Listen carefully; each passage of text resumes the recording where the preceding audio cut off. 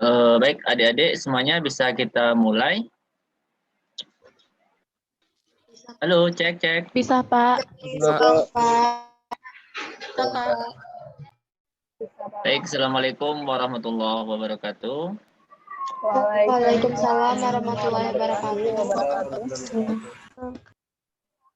Jadi, hari ini kita ketemu di acara pertama ya. Yang pertama di mata praktikum dasar-dasar ilmu tanah.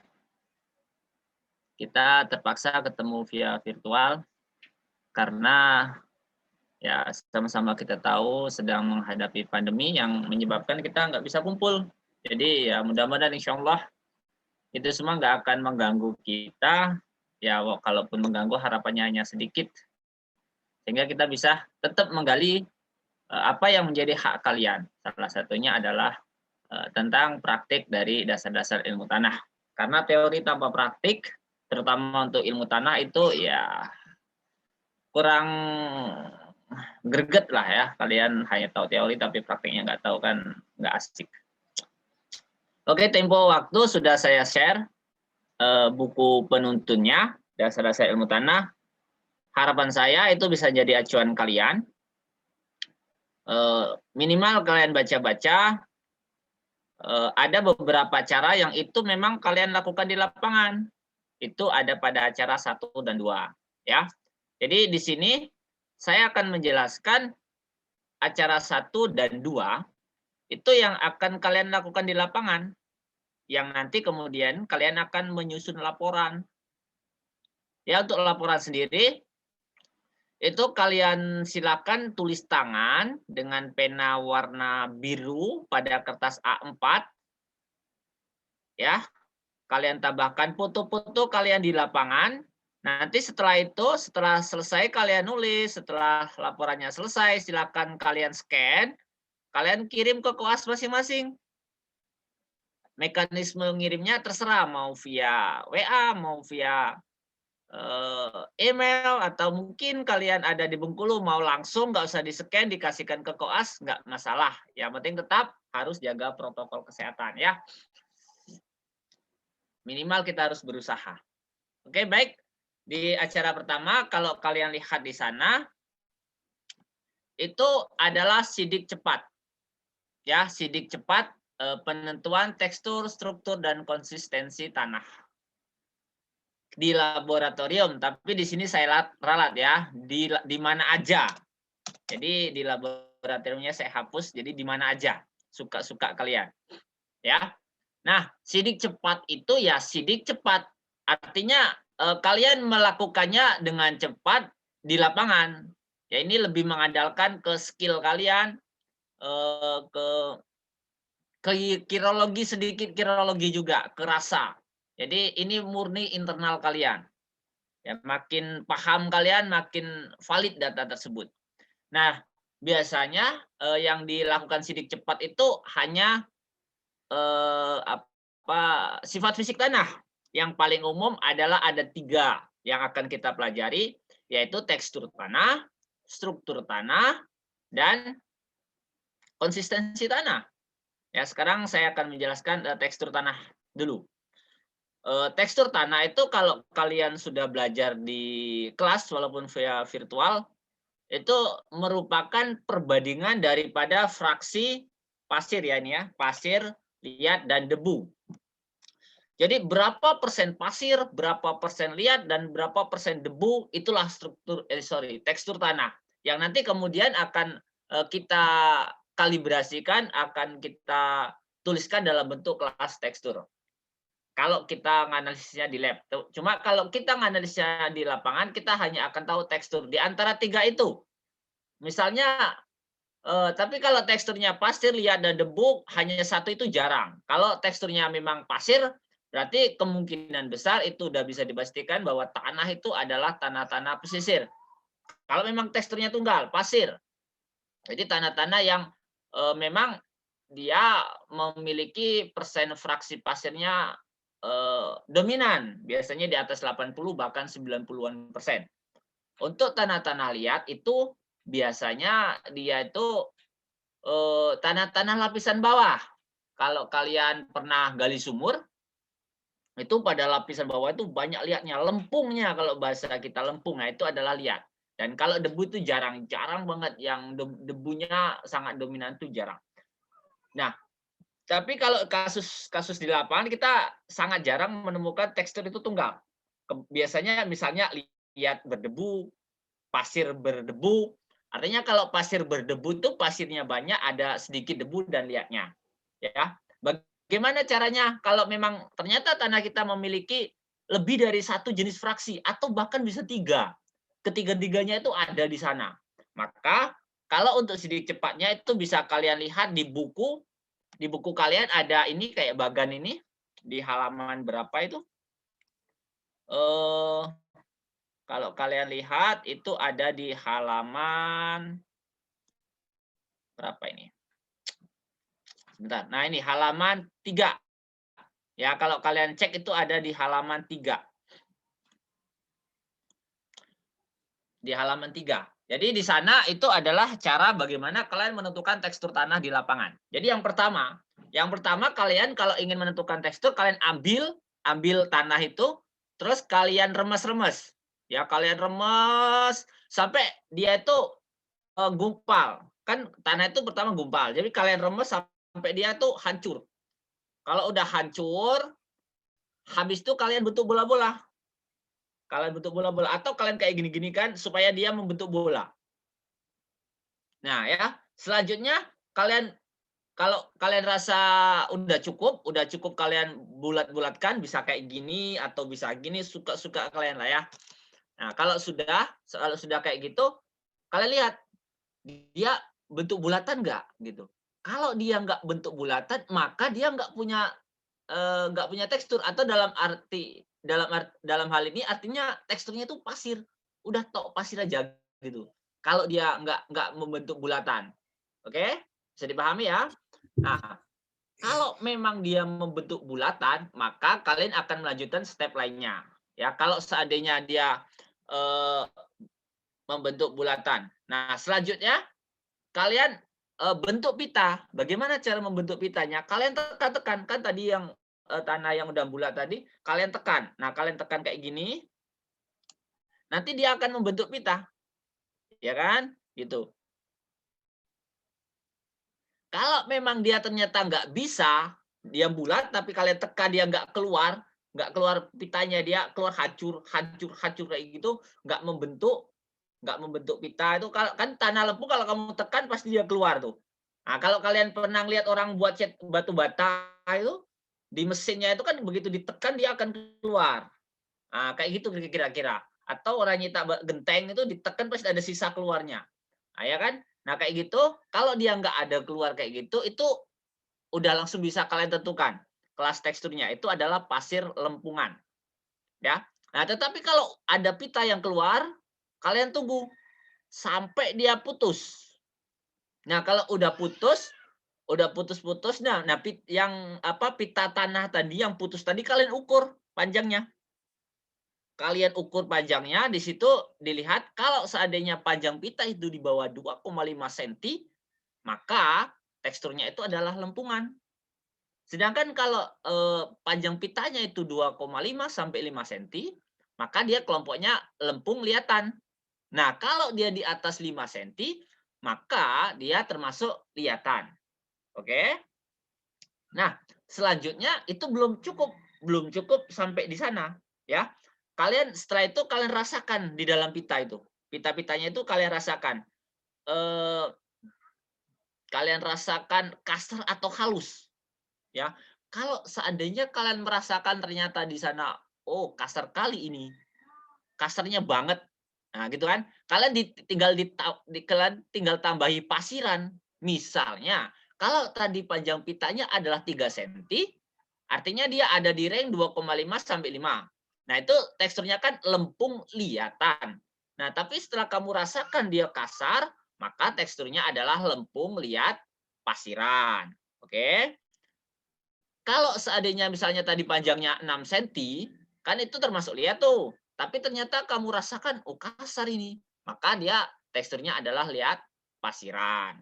Oke? Nah, selanjutnya kamu Kalau seandainya yang kamu rasakan itu adalah licin, ya, licin, maka itu adalah debu artinya.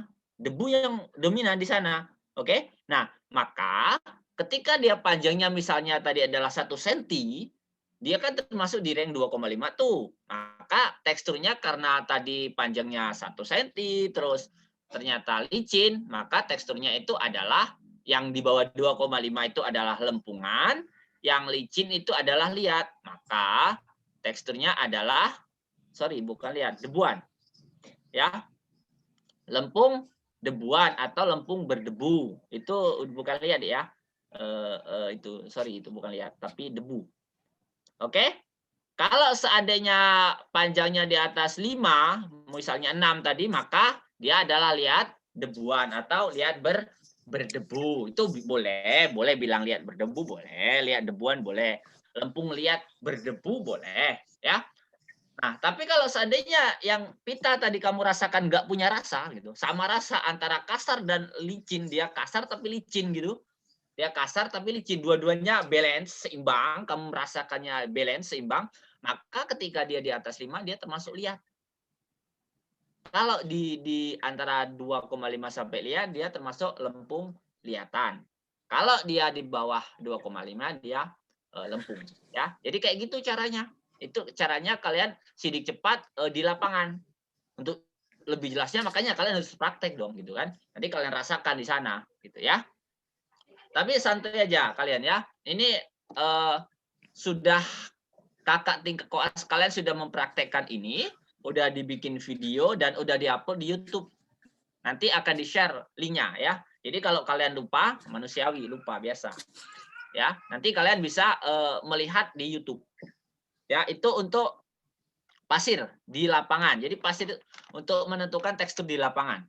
Sidik cepatnya. Kemudian struktur tanah. Nah, ini gampang kali ini ya. Tapi ini hanya bagi orang-orang yang tidak buta warna. Yang buta warna jangan coba-coba menjas struktur tanah. Karena nanti jatuhnya fitnah, dosa kalian ya. Oke. Jadi struktur tanah itu adalah gumpalan atau klaster dari partikel primer tanah, dan dia itu terpisahkan dari gumpalan tanah yang lain ya oleh bidang-bidang. Oke? Jadi bagaimana caranya? Kan kayak gitu.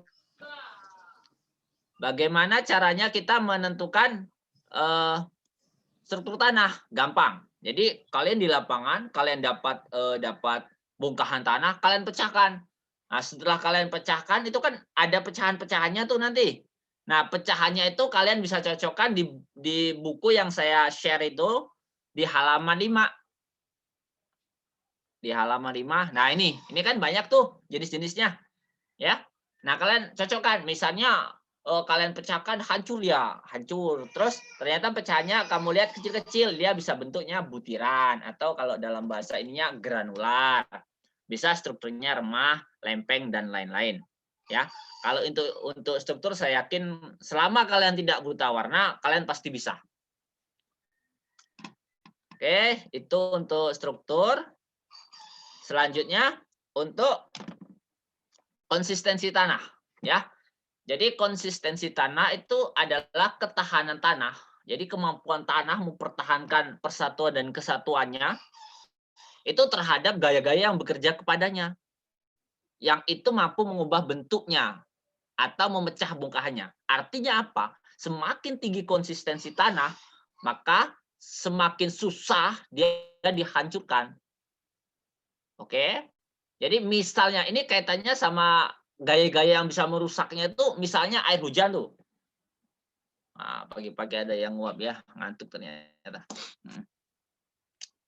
Oke, misalnya hujan.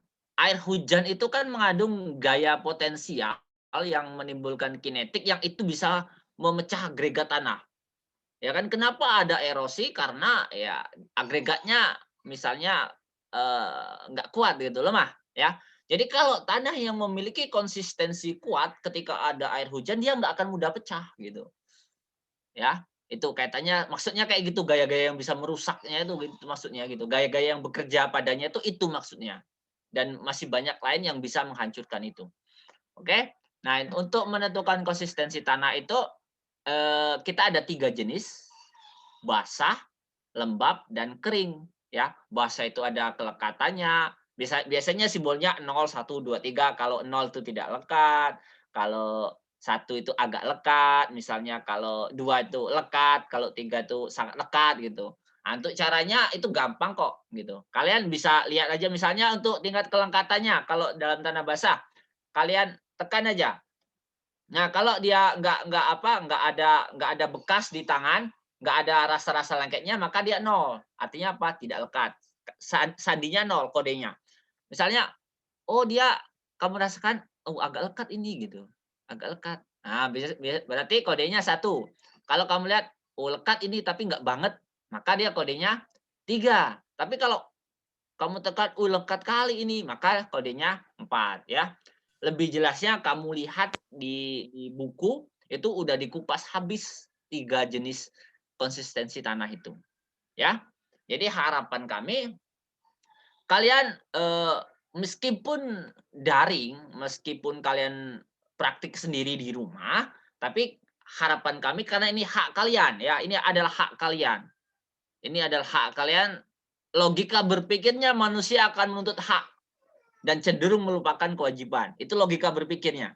Jadi kalau kalian memang manusia normal, artinya kalian harus menuntut hak kalian, ya kan?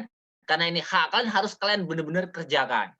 Ya, karena hanya hak salah satunya yang bisa menjamin masa depan kalian. Nah, mudah-mudahan kalian benar-benar mengerjakannya.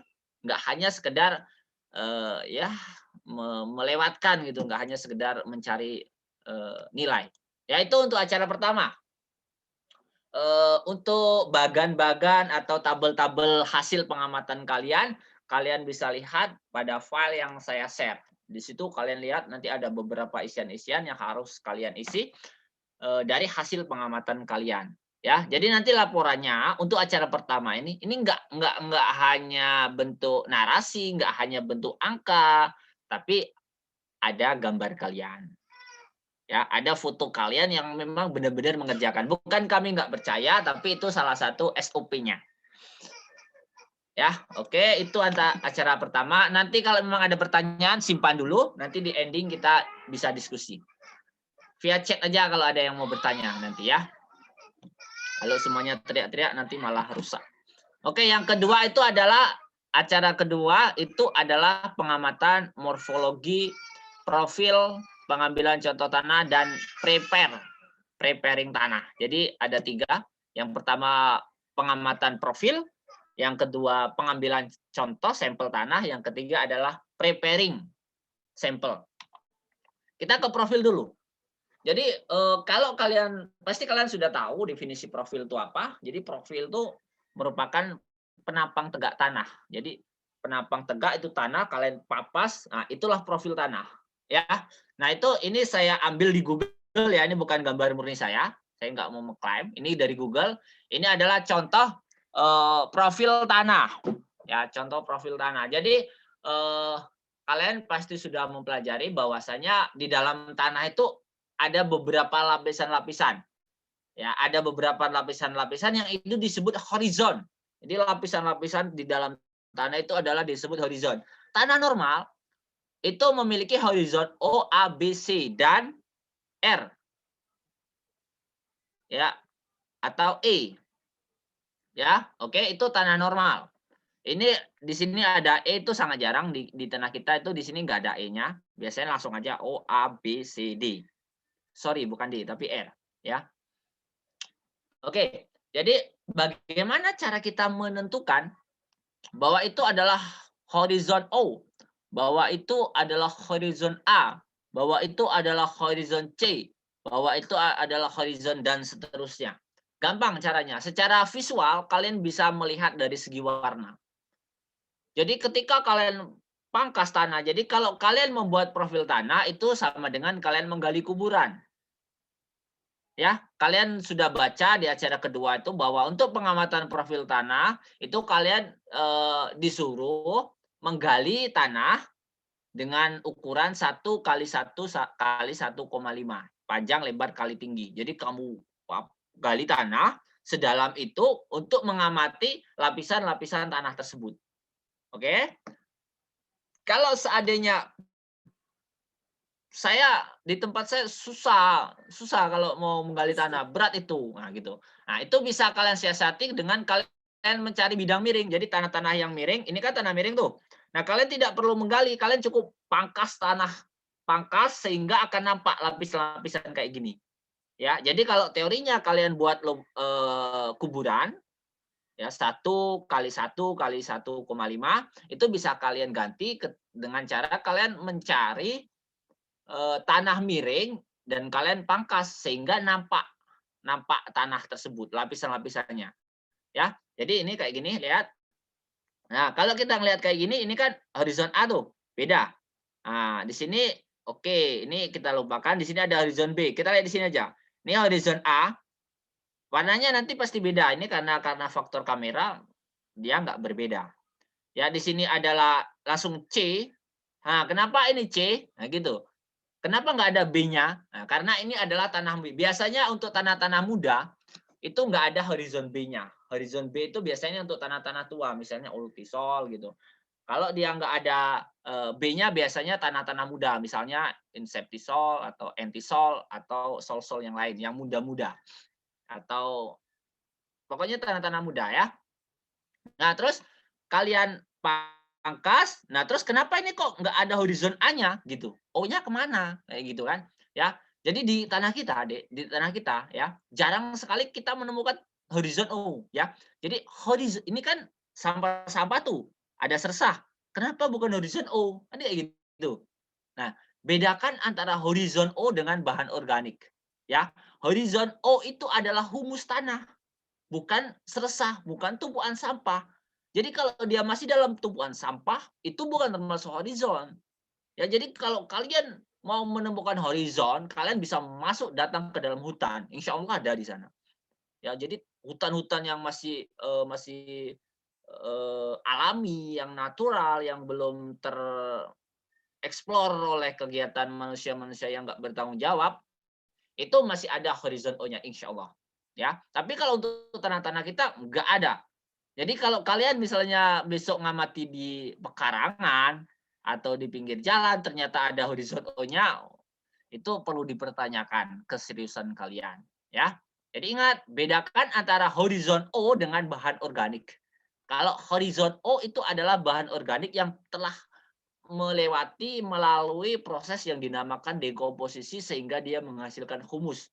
Maka disebut horizon O, ya. Jadi kalau bahan organik belum masuk horizon. Ya, ini kan bahan organik, bukan humus, maka dia termasuk ke dalam horizon A. Yang di atas itu nggak dinilai, ya. Nah, kemudian kamu amati, ini langsung C loh. Ini kenapa kok ada C1 sampai C5, C4, kan kayak gitu. Bukannya horizon tuh hanya C aja, B aja, A aja kan gitu. Nah, jadi kayak gini deh.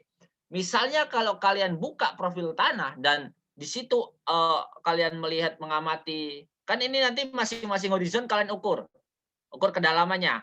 Misalnya ini A, ini B, anggap ini B.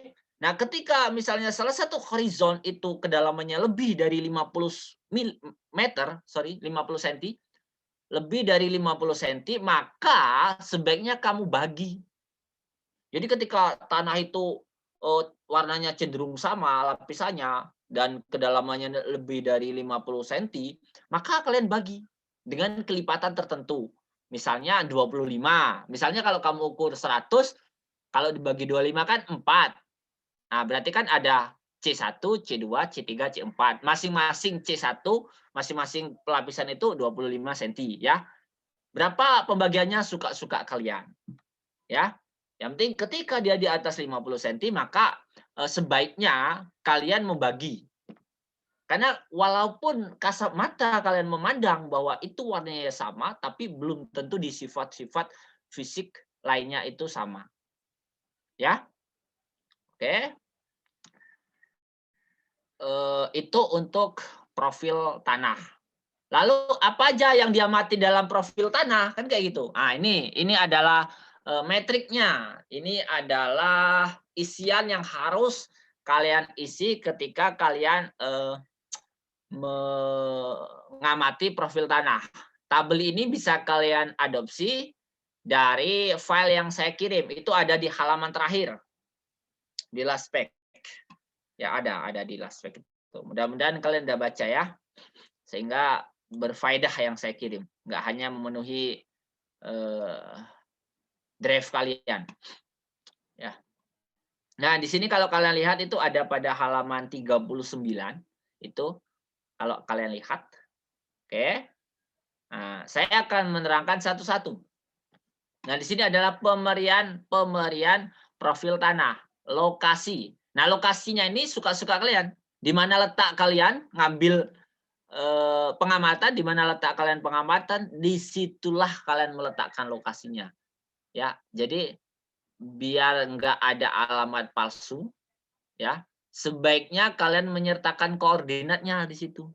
Sebaiknya itu bisa kalian tentukan via Android kalian. Ya, saya yakin kalian bukanlah manusia-manusia gaptek, jadi kalian pasti paham masalah Android dan kalian pasti bisa lah menentukan itu ya, menentukan koordinat menggunakan Android kalian, biar ada faedahnya dikit HP kalian itu ya. Itu bisa kalian tentukan dengan aplikasi yang namanya GPS Essential. Jadi kalian search aja di Play Store atau Google Play atau apalah itu ada yang namanya GPS Essential, bisa kalian download dan kalian gunakan. Bagaimana cara menggunakannya? Kan kayak gitu. Kalian bisa browsing aja di YouTube tutorial menggunakan Essential. Ya, biar nggak katrok. Oke, kemudian profil nomor, ya ini nggak usah diisi, nggak apa-apa. Nggak usah diisi, suka-suka kalian. Kemudian bahan induk. Nah, ini bahan induk. Kalian pasti pernah mempelajari bahan induk tanah itu apa aja sih, kan gitu. Bahan induk tanah kan banyak tuh. Ada tanaman, ada bahan organik ya, tanaman maksud saya bahan organik itu biasanya tanah-tanah histosol atau batuan, misalnya batuan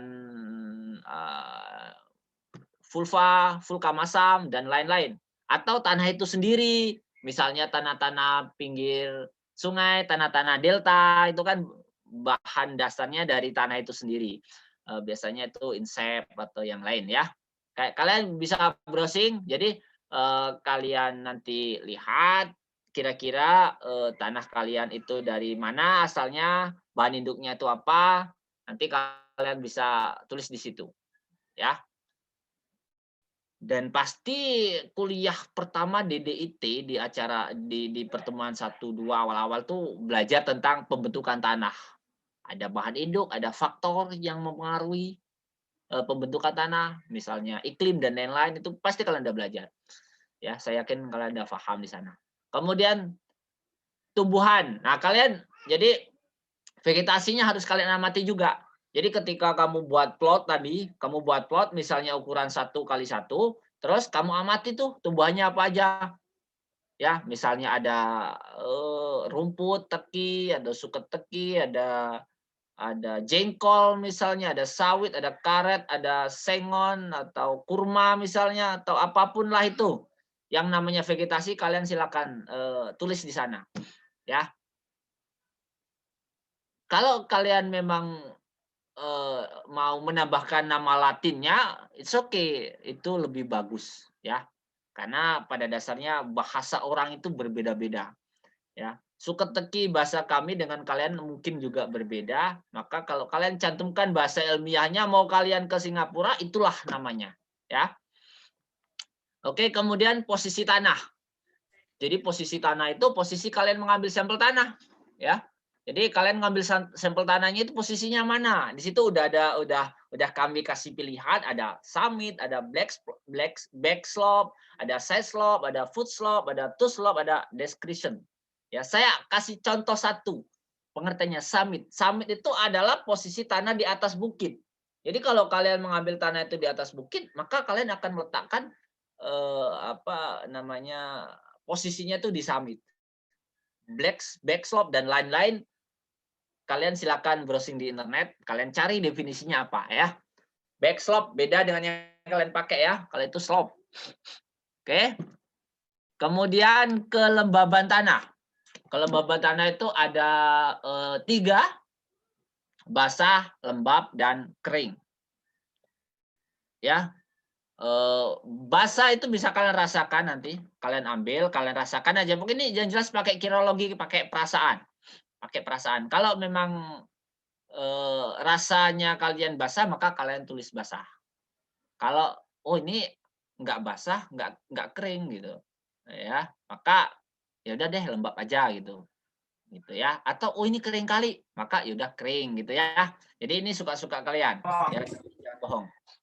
Kemudian kelerengan. Nah, kelerengan ini kita punya alat, Dek. Halo, itu tolong dimatikan dulu. Ya, tolong. Itu yang ini kok ada ini ya. Kesuwek. Tak buka ke samping. Iya. Mau suwek dhewe apa? Tak suwek dhewe. Koas itu dilacak, Dek ya. Dilacak siapa yang bersuara itu kalian lihat koasnya diawasi. Langsung ditendang aja, di outkan aja. Ya, koas ya. Koas dilacak. Oke. Yang enggak serius langsung tendang aja, keluarkan. Oke, Mas. Langsung blacklist aja, nggak masalah. Oke, kita lanjutkan ya. Untuk kelerengan. Kelerengan kita punya alat yang namanya klinometer. Ya. Bagaimana cara menggunakannya itu nanti bisa kalian lihat di YouTube.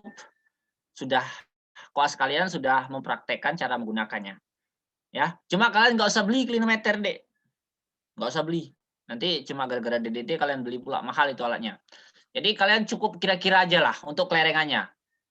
Kelerengannya itu biasanya landai, miring, atau kalian pakai alat sendiri, pakai jangkar. Yang kalau kalian dulu belajar matematika itu ada alat untuk mengukur sudut. Ya kan? Kalau dia misalnya persegi, pertemuan persegi kayak gini, itu sudutnya adalah berapa? 90 ya. 90 derajat. Kalau setengah dari persegi, maka dia 45 derajat. Nah, jadi kalian lihat aja kemiringannya. Kemiringan tanah itu, terus kalian ukur aja dengan penggaris. Nah, kalau misalnya tanah itu tegak, tapi nggak mungkin kan? Nah, berarti itu 90 derajat, tapi nggak mungkin tegak. Ya. Nah, kalian bisa amati dengan alat seadanya. Oke, itu untuk kelerengan. Kemudian untuk drainase. Drainase itu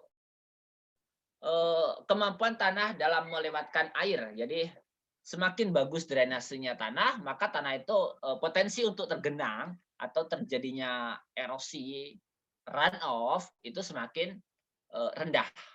Oke. Jadi kalian amati aja di sana. Drainasenya gimana sih gitu. Jadi ketika tanah itu ada misalnya setelah hujan terus dia ada genangan, maka otomatis drainasenya itu buruk. Ya kenapa? Karena dia tidak mampu melewatkan air. Drainasi itu beda dengan irigasi deh ya. Kalau irigasi itu memasukkan air, kalau drainasi membuang air. Ya, membuang air. Kalau drainasinya tanah itu artinya airnya masuk ke dalam tanah. Oke. Jadi kalian amati aja kalau dia tergenang berarti buruk. Misalnya kalau dia kering setelah hujan kering, oh berarti bagus drainasinya. Kalau ternyata oh dia nggak tergenang tapi nggak kering gitu, yang sedang-sedang aja, maka tulis saja sedang kan gitu. Oke. Kemudian tingkat erosi. Nah ini kaitannya sama drainasi tadi. Jadi misalnya kalau kamu bilang drainasinya bagus ternyata tingkat erosinya besar, itu bohong kan kayak gitu ya. Jadi karena drainasi itu kaitannya sama erosi. Semakin bagus drainasinya, maka kemampuan tanah dalam melewatkan air semakin bagus sehingga run off bisa terkurangi yang akibatkan erosi bisa terminimalisir dan kayak gitu. Jadi erosi tadi biasanya be continue dari drainase. Ya, kalian bisa lihat aja nanti. Oh, kalau ciri-cirinya erosi itu bisa kalian visual, misalnya di sana ada sejenis alir-alir. Kalau kalian biasa keluar, misalnya ke utara, ke Curup, ke selatan, kemana aja, di pinggir jalan-jalan itu kalian biasa melihat ada aliran-aliran air, bekas-bekas aliran air di tanah-tanah gundul. Nah, itu adalah salah satu penciri bahwa itu terjadi erosi yang cukup berat. Semakin dalam air itu maka semakin berat, ya. Oke, itu untuk tingkat erosi. Terus untuk pemberian oleh itu bisa kalian isi nama kalian. Pemberian oleh itu nama kalian. Pemberian oleh, ya, itu nama kalian. Oke. Selanjutnya untuk ngisi itu isiannya aja, itu pengantarnya aja. Kemudian untuk tabel intinya itu ada di situ. Yang pertama adalah horizon. Jadi setelah kamu pangkas, tadi kan sudah saya terangkan horizon itu apa aja, gimana cara mengamatinya. Jadi di situ kalian tuliskan horizonnya apa aja yang ada. Misalnya A, B, C, D, E, F, G, H, I, Z, terserah kalian. Ya, di sana kalian lihat. Nah, terus oh di atas 50 B-nya. Oh berarti harus saya bagi nih. Ada B1, B2. Oh, ternyata 90. Oh saya bagi berapa? 3 aja. Masing-masing 30 cm. Oke bisa aja. Suka kalian ya. Itu untuk horizonnya. Terus jeluk. Jeluk. Bukan jeruk ya. Jeluk. Jeluk itu adalah kedalaman horizon. Jadi masing-masing horizon tuh kamu ukur berapa senti. Ngukurnya pakai apa? Pakai penggaris yang jelas. Ya. Kemudian warna atau bercak. Oke. Jadi warna tanah itu Dek bukan warna pelangi, merah, kuning, hijau. Jadi warna tanah itu ada warna khusus. Ada kitab yang memang benar-benar untuk menentukan warna tanahnya. Namanya Munsell Soil Color Chart. Kalian pasti udah paham di sana, udah di teori udah belajar. Jadi di sana ada 3, minimal ada 3 angka yang akan kalian tentukan untuk melihat warna tanah. Itu ada namanya HU-nya berapa, value-nya berapa, chrome-nya berapa, baru nanti kalian bisa menentukan warna tanahnya. Misalnya very darklist dan lain-lain. Ya, itu ada juga di Android, di Play Store yang Munsell Soil. Nanti kalian bisa cek. Kalau memang kalian nggak dapat menentukan warna tanahnya, ya udah dikosongkan aja nggak apa-apa warnanya. Ya karena kita memang terbatas. Kita memang terbatas warnanya. Kalian cukup tentukan terang, gelap aja atau agak terang, agak gelap aja. Tanah-tanah lempung itu warnanya pasti terang. Ya, warnanya terang. Kalau tanah-tanah gambut pasti gelap. Nah, kalian kalau memang nggak mau melihat menggunakan itu, kalian bisa tentukan dengan level kecerahannya aja. Misalnya terang, agak terang, gelap, agak gelap gitu ya. Oke, kemudian tekstur, struktur, dan konsistensinya itu semuanya kamu tentukan masing-masing kedalaman horizonnya. Ya, masing-masing kedalaman. Kalian kan udah tahu tadi udah saya jelaskan bagaimana cara menentukan tekstur strukturnya di acara pertama. Kemudian prakaranya. Nah, setelah kalian pangkas, di situ kan akan banyak akarnya tuh. Nah, kira-kira berapa persen sih prakaranya? Ya, kalian pakai kirologi aja. Pakai kirologi. Berapa persen prakaranya? Berapa persen ada akar di masing-masing lapisan? Semakin banyak kalian melihat ada akar di sana, berarti semakin gede presentasinya. Dan sebaliknya. Artinya, semakin ke dalam tanah, cenderung prakaranya akan semakin rendah. Itu logika berpikirnya. Ya, tapi nggak tahu di tempat kalian. Nggak tahu. Kita lihat aja nanti hasilnya. Kemudian batuannya, di tanah itu kan pasti ada tuh batuan-batuannya. Ya kan? Nah, kalian lihat ada batuannya, ada berapa persen kira-kira. Kan kayak gitu. Nah, kemudian konkresi. Konkresi itu kalau kalian pernah melihat batu padas di sungai kuning-kuning kayak gitu, nah itulah konkresi ya. Kalau saya mau jelaskan ini panjang proses kimianya. Jadi kalian silakan browsing di internet apa sih konkresi itu? Ya, kalian definisikan. Nanti kalian tuangkan juga dalam bentuk di laporan tersebut definisi dari konkresi dan beberapa definisi-definisi yang saya suruh tadi. Nah, yang jelas kalau dia ada warna-warna kuning di dalam tanah, maka itu ada terjadi konkresi, tapi sangat jarang, ya. Nah, di situ lain-lain. Lain-lain itu ya misalnya kalian menemukan sesuatu yang di luar blanko ini. Misalnya ada ular di sana, ada emas di sana, ada batu aki di sana.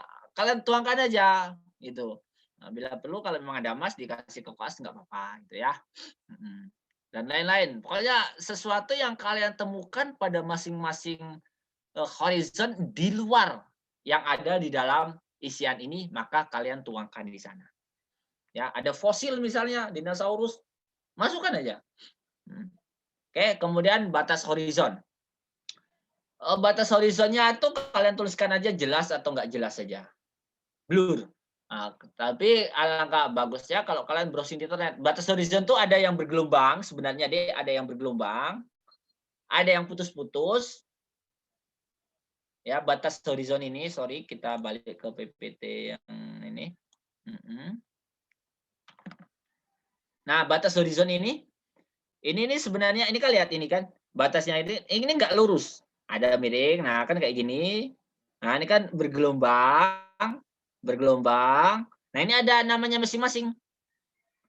Ada nanti yang kayak gini, terus tiba-tiba di bawah sini, ya, itu semua ada namanya. Ya, jadi kalian bisa browsing di internet. Namanya kalau kayak gini, gimana sih batas horizonnya kan kayak gitu. Misalnya ini kan sempit tuh. Ini ternyata ke bawah batasnya makin panjang, ya. Oke, cukup dipahami ya, saya rasa. Nah, itu yang akan kalian isi. Kemudian di sininya mengetahui asistennya dikosongkan aja, nggak apa-apa. Impossible kalau kalian mau nemui koas, apalagi yang di kampung. Kalau saya lihat banyak yang di kampung ya, di utara, murah dan lain-lain. Ya, mudah-mudahan sinyal kalian terjangkau. Nah, itu untuk profil. Sekarang kita masuk ke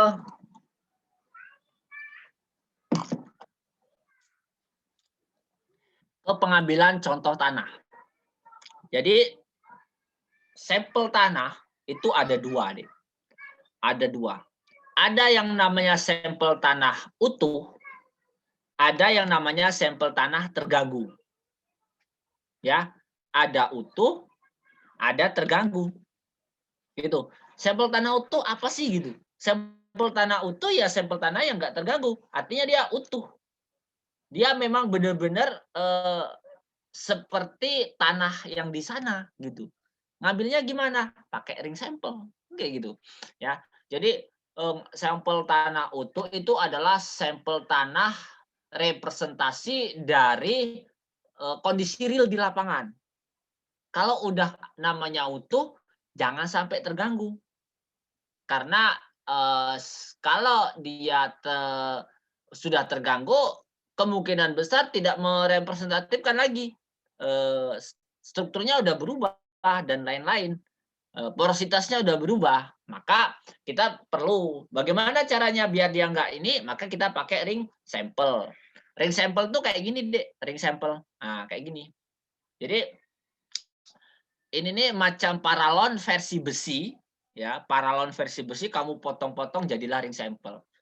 Nah, jadi bagaimana nanti cara kami ngambil praktik di lapangan? Ah, suka kalian lah, kalian pasti paham. Kalian bisa berimprovisasi misalnya kalau nggak ada ring kayak gini, kalian bisa pakai bambu misalnya. Kalian potong-potong ukuran sekitar 5 cm tingginya, atau misalnya kalian ke tukang las motong paralon atau dan lain-lain lah, suka kalian. Yang penting menyerupai kayak gini. Ini kayak gini, menyerupai kayak gini. Ya, bulat yang volumenya bisa ditentukan dengan mudah. Untuk apa? Kan kayak gitu. Nah, sampel tanah ini untuk mengetahui sifat fisik tanah, misalnya BV, kadar air misalnya untuk kadar air kapasitas lapang, kadar air jenuh, kadar air titik layu permanen, dan lain-lain. Itu kita mau menggunakan ini. Dan permeabilitas itu ada di acara ketiga. Yang ini acara ketiga, ini acara keempat, ya. Permeabilitas. Kalau di buku kalian itu adalah konduktivitas hidrolika tanah jenuh. Jadi in English-nya itu adalah permeability. Bagaimana caranya? Cara mengambilnya. Nah, yang pertama, kalian tentukan titiknya. Kemudian kalian bersihkan lokasi. Tentukan titik. Misalnya saya mau ambil di sini. maka kalian bersihkan dulu, terus untuk mudah kalian agak gali-gali dulu di samping-sampingnya. Kalau sudah posisi kondisi kayak gini, maka kalian bisa langsung taruh namanya ringnya di sini, kayak gini, posisi kayak gini, terus kalian tekan, gitu, sampai dia benar-benar masuk. Nah, kalau ini kan belum masuk tuh. Untuk memastikan masuk, bisa kalian tindih lagi dengan ring yang sama biar dia itu benar-benar masuk. Ya, jadi hasilnya kayak gini nanti. Nah, ini lihat, ini kan atasnya permukaan atas tadi. Ini adalah ringnya. Jadi memang dia tenggelam ringnya. Ringnya itu memang dia tenggelam. Jadi nanti memang benar-benar masuk. Nah, kemudian kalau udah masuk, maka kamu angkat pelan-pelan, ya. Ngangkatnya pakai apa? Suka kalian. Bisa pakai pisau, bisa pakai apa namanya? Cangkul, sekop, atau yang lainnya. Ya. Jadi ini. Jadi sudah kamu ambil terus kamu bersihkan kayak gini. Bersihkan, pastikan di atas permukaannya itu rata, ya. Jadi kalau misalnya kamu pakai pisau, ini anggap ini ring, sorry ini kopi tapi anggap aja ini ring, ya. Kalau kamu punya pisau, itu bukan kayak gini mamprasnya. Kelihatan? Nah, bukan kayak gini. Kalau kayak gini mamprasnya itu akan mengganggu apa namanya? Akan mengganggu pori tanah. Maka mamprasnya kayak gini, tegak. Ya, jadi kamu pangkas kayak gini pelan-pelan tegak sampai dia rata. Makanya kayak gini, nih lihat. Ini tegak kan, bukan miring. Ini tegak, bukan miring. Ya, jadi kamu pangkas sampai dia rata. Baru kamu tutup lapisannya. Ya, nah endingnya kayak gini. Kenapa perlu ditutup? Karena biar nggak terbuka. Ya, kalau terbuka potensi rusaknya tinggi. Ya, potensi rusaknya tinggi, maka perlu ditutup. Loh, bagaimana kalau seandainya nggak punya tutup? Gampang, bisa kalian pakai plastik dan lain sebagainya. Improvisasi kalian. Ya, nggak harus sesuai prosedur, yang penting sesuai dengan prinsip. Ya, khianat dengan prosedur nggak masalah, yang penting jangan khianat dengan prinsip. Kalau udah bentuk kayak gini, maka kamu kasih kodenya. Ya, kodenya itu biasanya tanggal pengambilan, lokasinya, ya, sama kodenya. Oke? Misalnya kodenya A1 atau A2 gitu. Lokasinya di mana? Tanggal pengambilan kapan? Koordinatnya di mana? Misalnya kayak gitu. Lengkapnya bisa kalian deskripsikan di lampiran misalnya. Nah, kalau setelah itu baru kamu bawa ke lab atau kemanapun tempat kamu menganalisis. Namun kalau kamu belum bisa menganalisis sampel tanah itu, maka kamu harus simpan. Bagaimana cara nyimpannya? Itu kamu masukkan ke dalam lemari pendingin. Atau biasa kita sebut dengan kulkas. Suhunya berapa? 4 derajat. Sampai kapan? Sampai kamu mau mengukurnya. Jadi ketika sampel kamu belum bisa kamu ukur, maka harus kamu save. Kamu simpan. Kamu simpan di dalam lemari es. Sampai dengan kamu bisa menganalisisnya. Oke, terakhir itu ada sampel tanah terganggu. Jadi kalau sampel tanah terganggu itu berbeda dengan sampel tanah utuh tadi. Sampel tanah terganggu itu kamu ngambilnya suka-suka aja gitu. Jadi kamu ambil, nah kayak gini. Terus kamu masukkan ke dalam plastik. Untuk apa? Kan kayak gitu. Yaitu untuk mengamati sifat kimia tanah. Misalnya retensi hara. Retensi hara itu misal N, P, K, Ca, Mg, dan lain-lain. Analisisnya pakai ini. KTK. KTK itu kapasitas tukar kation. Kalau yang nggak tahu KTK, exchange cation capacity. Ya. Nah, kemudian C organik dan lain sebagainya. Kemudian untuk mengamati beberapa sifat fisik tanah, misalnya BJ, ya particle density, BV tapi dengan metode lilin. Jadi BV itu ada dua, Dek, ngamatinya. Bisa dengan metode ring sample atau bisa dengan metode lilin. Ya, itu untuk BV. Bull density, nah bahasa Jawanya ini. Nah, kemudian setelah kamu ngambil sampel terganggu, selanjutnya diapain? Kayak gitu. Nah, kemudian kamu kering anginkan. Jadi setelah kamu ngambil sampel, kamu kering anginkan. Kering angin ya, bukan kering jemur. Jadi kering angin itu kamu masukkan ke dalam sejenis greenhouse.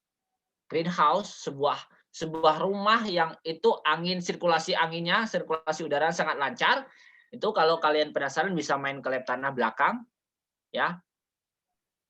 Oke, setelah kalian kering anginkan di atas tampir itu tampah atau alat lain, nampan kek atau apa kek suka kalian, di atas kertas, bisa kertas koran atau kertas apapun untuk alas ya.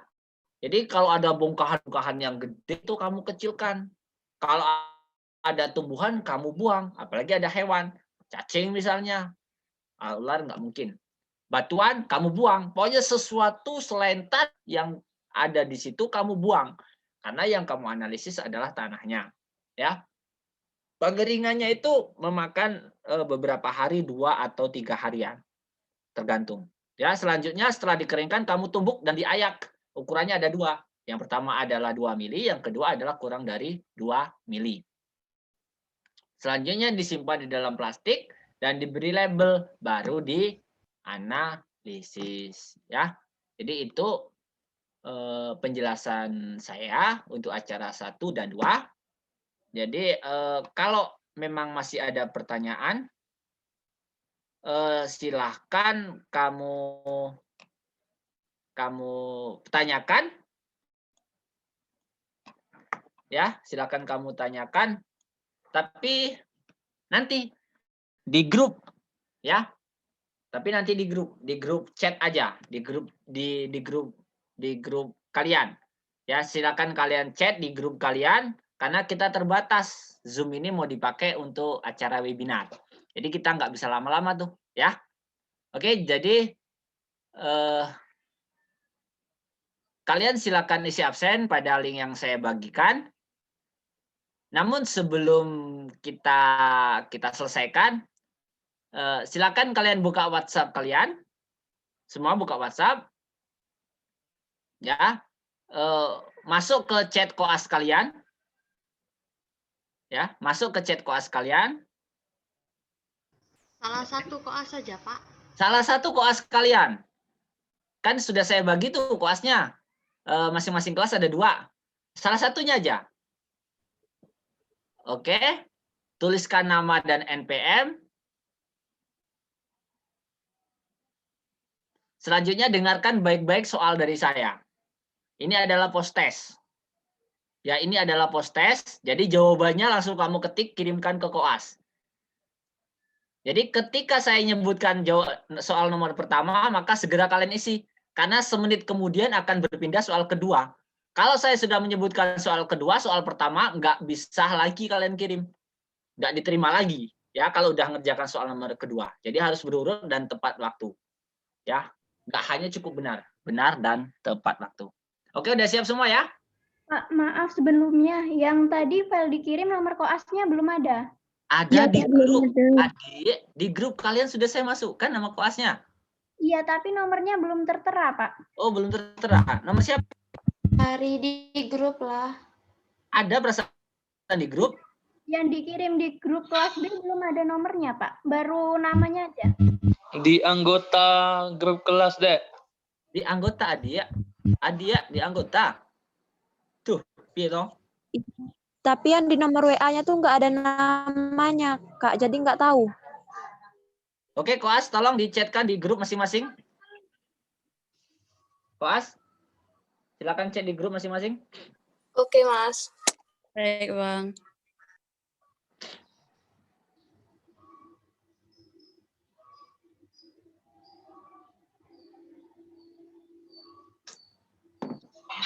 Pak, itu untuk mekanisme jawabnya itu satu soal Bapak dikte terus langsung jawab, langsung kirim, Pak. Ya, langsung kirim. Jadi kalau saya sudah menyebutkan soal kedua, artinya kalian sudah ngirim, sudah selesai soal pertama. Ya. Oh, ya. Oke, paham ya? Soalnya dibuat Paham, nggak, Pak. Soalnya nggak usah tulis. Kami nggak butuh soal dari kalian. Kami butuh jawaban dari kalian. Nama dan NPM dicantum, Pak. Ya.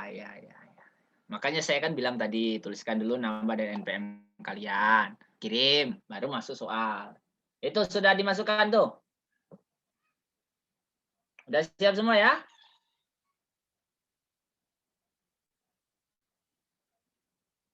Bentar, Pak. Itu kelas B sudah ada itu kelasnya Bang Meldi sama Mbak Wulandari. Kelas J itu ada Bang Teja sama Mbak Ayu itu. Terus yang kelas A, mana kelas A ini kelasnya?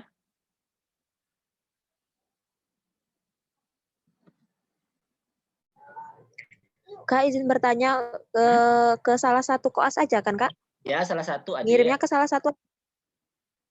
Ya, terima kasih. Ya.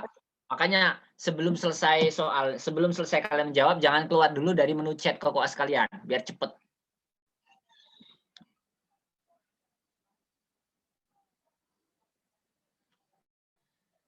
Oke, baik. Kita masuk ke kuis. Yang banyak nanya kalian. Selesai nanti. Yang pertama,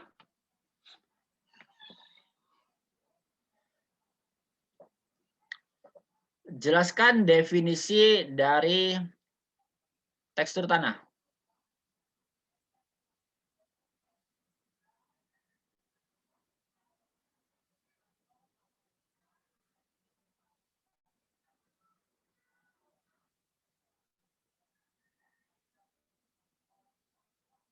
Satu menit ya.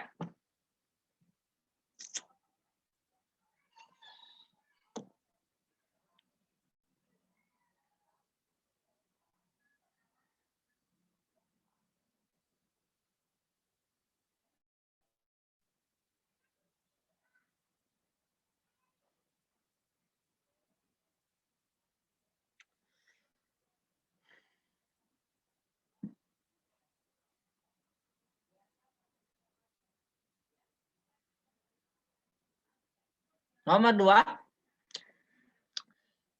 sebutkan contoh struktur tanah.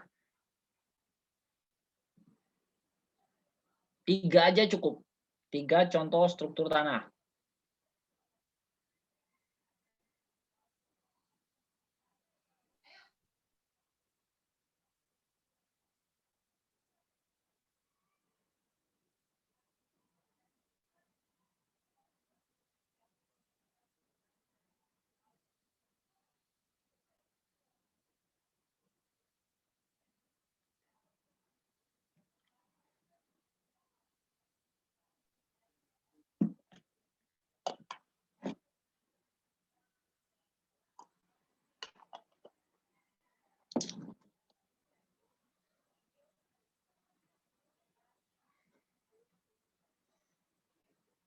Nomor 3,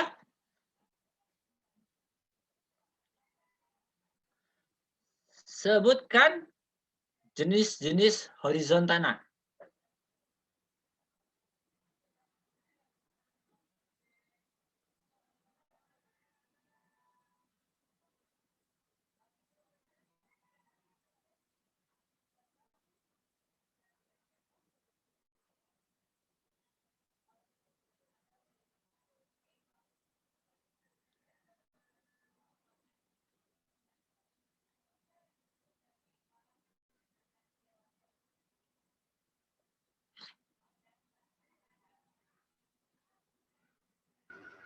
Soal nomor 3 tadi apa, Bang? Jenis-jenis, sebutkan horizon tanah. Jenis-jenisnya.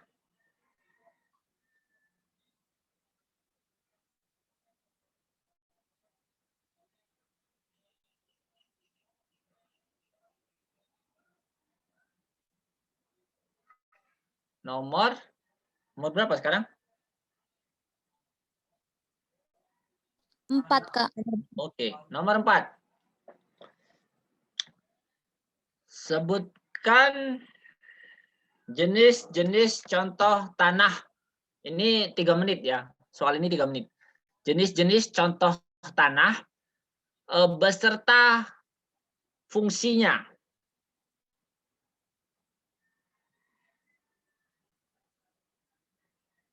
Maaf, Bang. Bisa diulangi, Bang?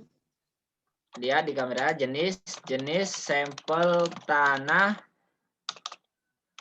beserta fungsinya.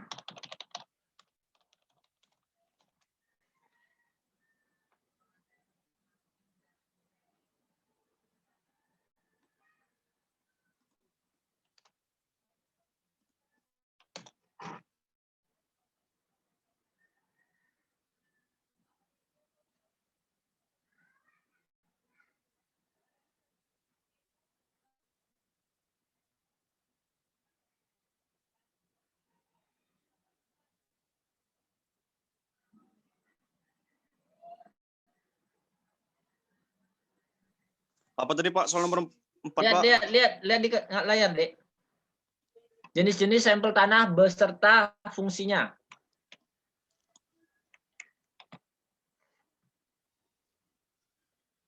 Jenis-jenis sampel tanah beserta fungsinya.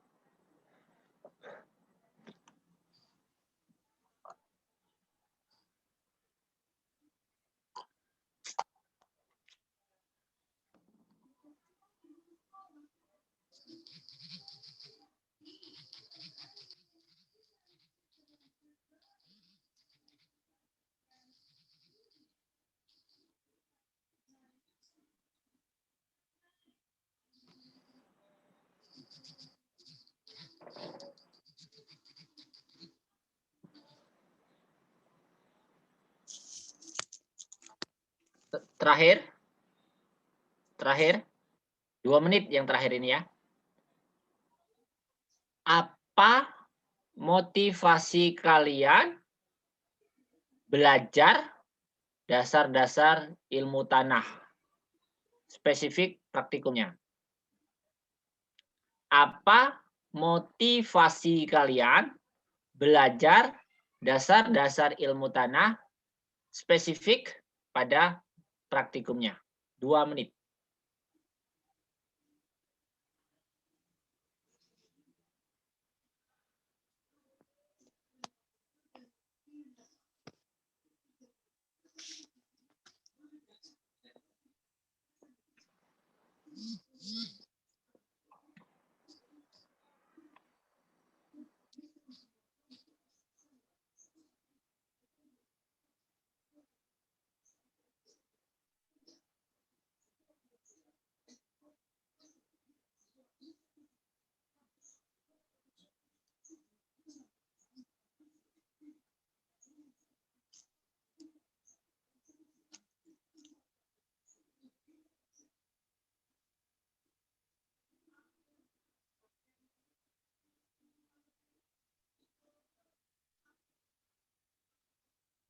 Maaf Pak, bisa diulangi soal nomor 5?